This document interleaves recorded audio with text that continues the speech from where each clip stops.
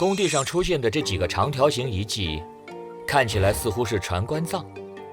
船棺顧名思義是以獨木舟為形狀的葬具，然而迄今為止，三星堆尚未發現任何古蜀国高等級墓葬的線索。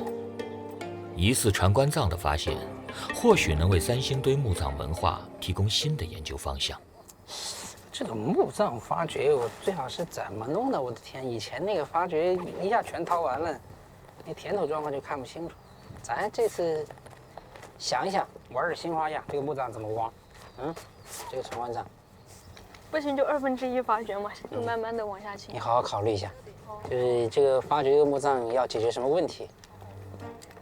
整齐的排列有4、5个，其實還是挺開心的。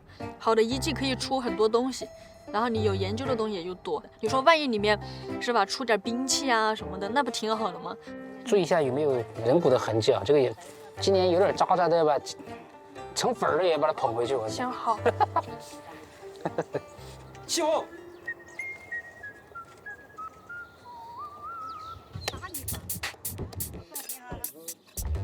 原本只是地面上簡單的幾條線，經過一段時間的發掘之後，王瑞發現船棺的情況比想象中更複雜。南邊這個是，它有一層還是？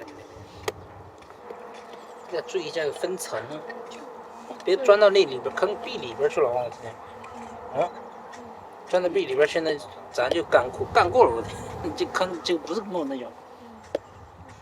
冉哥的提醒總是切中要害，王瑞及時鑽出坑壁，調整了發掘方向。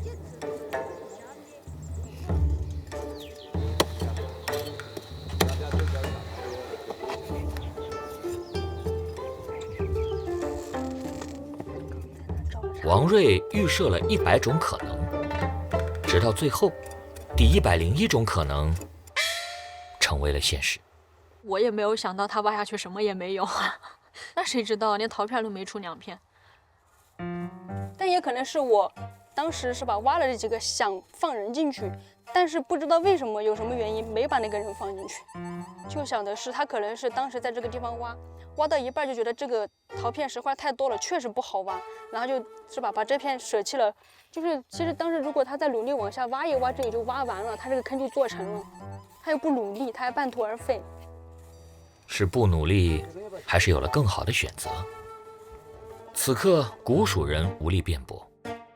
之前在高士橋的時候也挖到過這種四方方的方坑，然後挖下去也是什麼都沒有。所以我覺得他可能還是出於某種特殊的目的去挖了那幾個方坑的。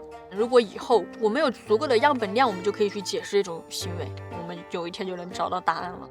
答案可能沒有預設的精彩，過程一定非比尋常。